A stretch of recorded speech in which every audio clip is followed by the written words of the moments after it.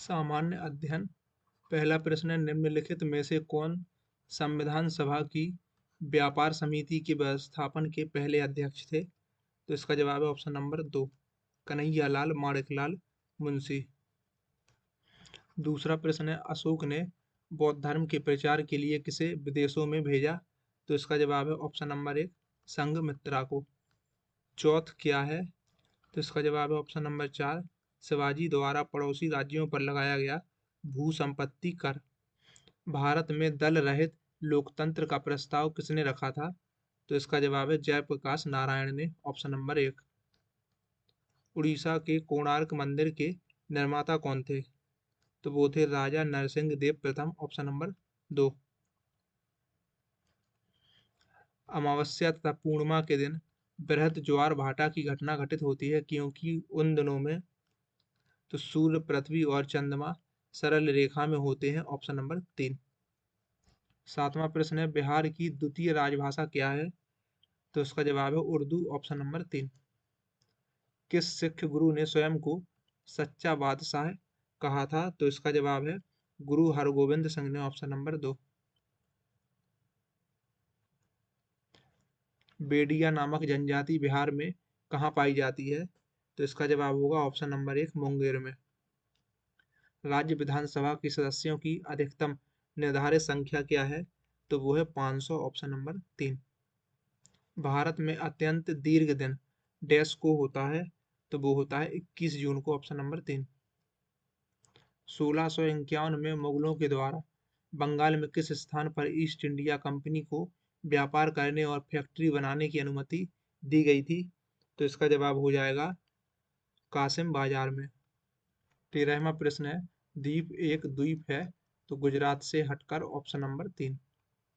अगला प्रश्न है, निम्नलिखित में से वह सागर कौन सा है जो भूमध्य है? तो इसका जवाब हो जाएगा अरल सागर, ऑप्शन नंबर 4। 15वां प्रश्न है, शिव समुद्रम जलप्रपात किस नदी के मार्ग में पाया जाता है? तो ये आता है कावेरी नदी के मार्ग में। अगला प्रश्न है कि इंकलाब जिंदाबाद का नारा किसने दिया था? तो ये दिया था भगत सिंह ने, ऑप्शन नंबर 3। भारत का अमर राष्ट्रीय गीत वंदे मातरम को किसने लिखा था? तो इसका जवाब है बंकिम चंद्र चटर्जी ने।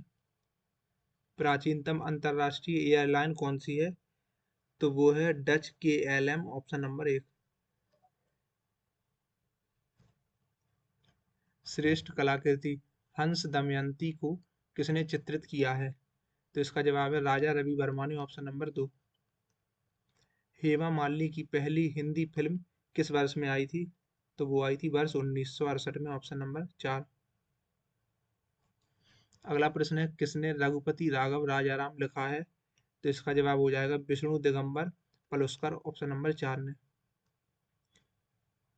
अगला प्रश्न है कि भारत में डैश में नया पैसा का परिचय कराया गया था और 1964 में उसका पुनर्नामकरण किया गया था?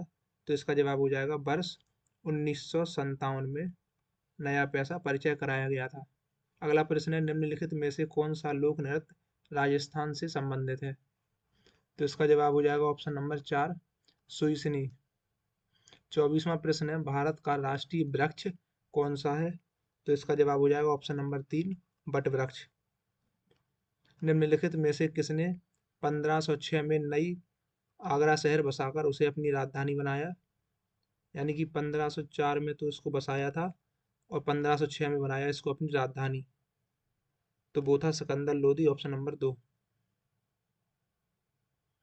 अगला प्रश्न है, बलवंत राय मेहता कमेटी ने सुझाव दिया कि पंचायती राज की संरचना का स्तर होना चाहिए। तो इन्होंने सुझाव दिया था ग्राम, ब्लॉक और जिला, option number 1। Satellite launching station कहाँ पर स्थित है? तो यह है श्रीहरिकोटा, आंध्र प्रदेश में। व्यक्तिगत ओलंपिक स्वर्ण पदक पाने वाले प्रथम भारतीय का नाम क्या है? तो वो थे अभिनव बिंद्रा, ऑप्शन नंबर 3। बिहार ने कितने जिलों में संपूर्ण साक्षरता अभियान पूरा किया है? तो इसका जवाब है 24 जिलों में, ऑप्शन नंबर 2। अगला प्रश्न है कि काला रंग का ध्वज क्या दर्शाता है? तो ये दर्शाता है विरोध को, ऑप्शन नंबर 3। अगला प्रश्न है कि school of aviation medicine air force कहाँ पर स्थित है? तो यह है बेंगलुरु में स्थित, ऑप्शन नंबर 3। मंदी की परिभाषा क्या है? तो इसका जवाब है मर्यादित समय के लिए आर्थिक प्रवृत्ति की गति धीमी होती है, वह समय जिसमें बेकारी बढ़ती है और मांग और उत्पादन गिरता है, पहला कथन। दूसरा कथन, वह समय जिसमें मांग के अभाव से माल का संग्रह बढ़ता है, तीसरा कथन। तो ये तीनों कथन सही हैं, तो ऑप्शन नंबर 4 उपर्युक्त सभी विकल्प सही है। अगला प्रश्न है कि अरुणाचल प्रदेश पर किस हाई कोर्ट का क्षेत्राधिकार है? तो इसका जवाब है गुवाहाटी, ऑप्शन नंबर 1। अकबरी मस्जिद कहाँ पर स्थित है? तो यह है मनेर में स्थित, ऑप्शन नंबर 1। अगला प्रश्न है कि महाबलेश्वर कहाँ पर स्थित है? तो महाबलेश्वर है महाराष्ट्र में स्थित, ऑप्शन नंबर 1।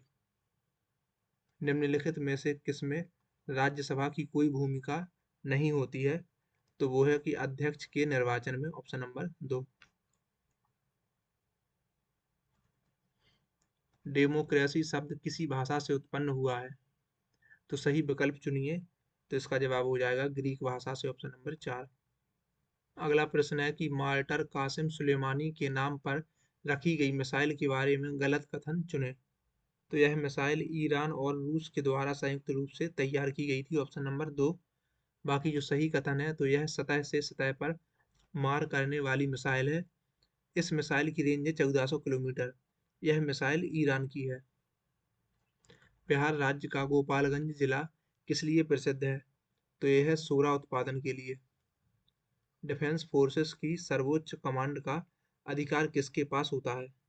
तो इसका जवाब है भारत के राष्ट्रपति के पास। अगला प्रश्न है राष्ट्रगीत का प्रथम गान कब हुआ था? तो इसका जवाब हो जाएगा इंडियन नेशनल कांग्रेस के कलकत्ता अधिवेशन में 27 दिसंबर 1911 को, ऑप्शन नंबर 1। प्रत्यक्ष लोकतंत्र सरकार का एक ऐसा तंत्र है जिसमें कि लोग देश के नीति निर्माण कार्य और प्रशासन में सीधे भाग लेते हैं, option number 3। National institute of oceanography कहाँ पर स्थित है? तो ये है पणजी, गोवा में स्थित। देश के किस राज्य में सबसे पहले जमींदारी उन्मूलन कानून बना? तो इसका जवाब हो जाएगा बिहार में। भारत के राष्ट्रगीत की रचना किसने की? तो इसका जवाब हो जाएगा बंकिम चंद्र चटर्जी, ऑप्शन नंबर 2। लाल बहादुर शास्त्री की पहचान और भी थी, जैसे कि? तो वो थे शांति दूत, ऑप्शन नंबर 2। अगला प्रश्न है मैग्सेसे अवार्ड रमन मैग्सेसे के नाम पर प्रचलित है। वह जमीन सुधार कार्यक्रम से साम्यवादी लोगों के प्रभाव को दूर करने के लिए भी मशहूर थे। तो इसका जवाब है ऑप्शन नंबर 1, फिलीपींस के प्रमुख थे वे। अगला प्रश्न है बाबर ने अपने अनुभवों का वर्णन किसमें किया है? तो इसका जवाब है तुजुक ए बाबरी, ऑप्शन नंबर 1। बिहार में तेल शोधक कारखाना कहाँ पर स्थित है? तो यह है बरौनी में, option number 4। Netaji Subhash Chandra Bose international airport कहाँ पर स्थित है? तो यह है कोलकाता में स्थित, ऑप्शन नंबर 1। अगला टॉपिक है सामान्य ज्ञान। तो अगला प्रश्न है किसी तुल्यकारी उपग्रह की पृथ्वी की सतह से ऊंचाई लगभग कितनी होती है? तो इसका जवाब हो जाएगा 36,000 किलोमीटर, ऑप्शन नंबर 1।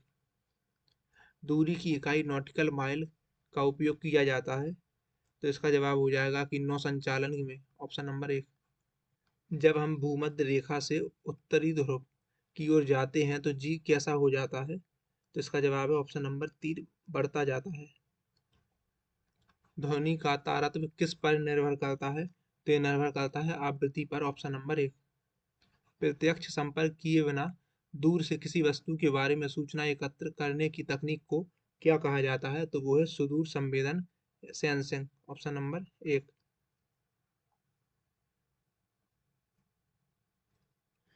अगला प्रश्न है कि ईएनटी डॉक्टरों के द्वारा प्रयोग किया जाने वाला हेड मिरर किस प्रकार का होता है? तो वो होगा अवतल, ऑप्शन नंबर 1।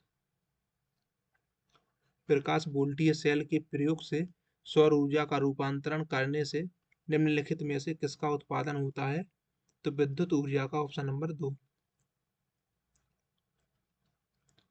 प्रकाश संश्लेषण क्लोरोफिल तथा सूर्य के प्रकाश की उपस्थिति में होता है, ऑप्शन नंबर 4।